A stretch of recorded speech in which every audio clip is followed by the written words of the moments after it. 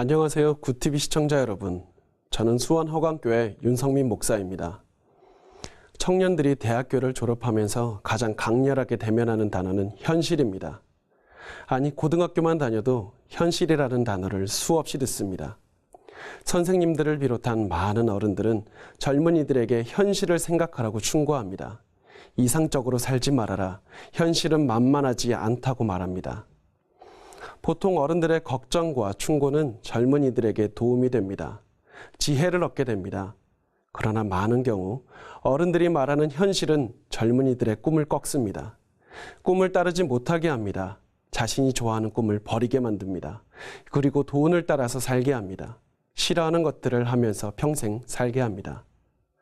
이러한 일들은 교회 밖에서만 일어나지 않습니다. 교회 안에서도 자주 일어납니다.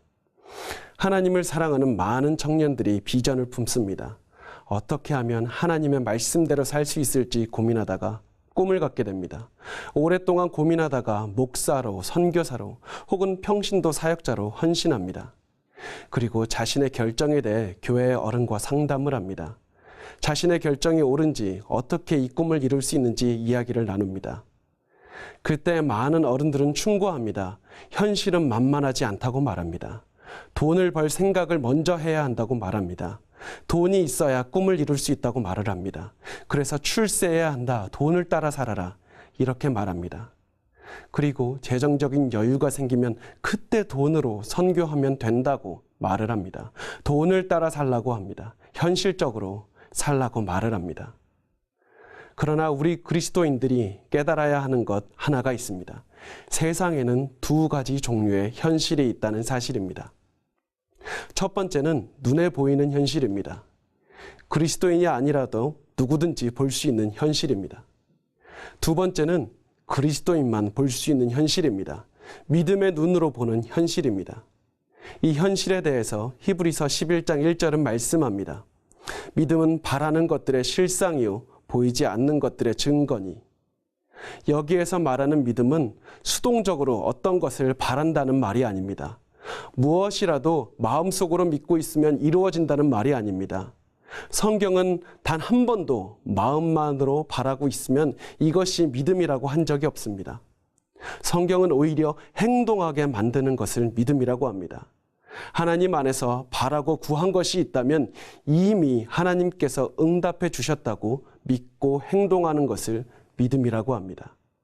하나님께 구한 것이 이미 현실이 되었다고 생각하고 행동하는 것이 바로 믿음입니다. 이렇게 믿고 행동했더니 내가 바라는 것들의 실체가 생깁니다. 우리의 믿음이 바로 현실이 되는 그 순간입니다. 이것이 바로 그리스도인이 살아가는 현실입니다. 그래서 히브리서 11장 1절은 말씀합니다.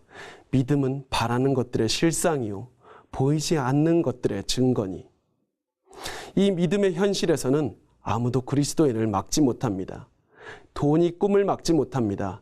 눈에 보이는 현실을 따르는 사람은 오히려 실패합니다. 믿음의 현실에서는 세상 방법으로 사는 사람은 결국 뒤처집니다. 믿음의 현실에서는 믿음대로 사는 사람이 앞서갑니다. 여러분은 어떤 현실을 살고 계십니까? 세상의 현실입니까? 믿음의 현실입니까? 우리는 믿음의 현실을 선택해야 합니다. 믿음의 현실을 사는 것은 결코 쉽지 않습니다. 어렵습니다. 세상의 상식대로 살지 않기 때문입니다. 세상의 상식대로 사는 사람은 세상의 제약에 얽매여 살아갑니다. 그러나 믿음의 상식대로 살아가는 사람은 어느 것에도 구애받지 않습니다. 하나님의 상식이 모든 것을 가능하게 하시기 때문입니다.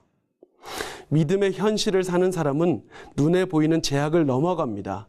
하나님의 능력을 가지고 살아갑니다. 한계가 없는 하나님의 능력으로 살아갑니다. 히브리서 11장 38절은 말씀합니다. 이런 사람은 세상이 감당하지 못하느니라. 이런 현실을 사는 사람은 세상을 뛰어넘어 살아갑니다. 이제 여러분 어떠한 현실을 선택하시겠습니까? 세상의 현실입니까? 믿음의 현실입니까?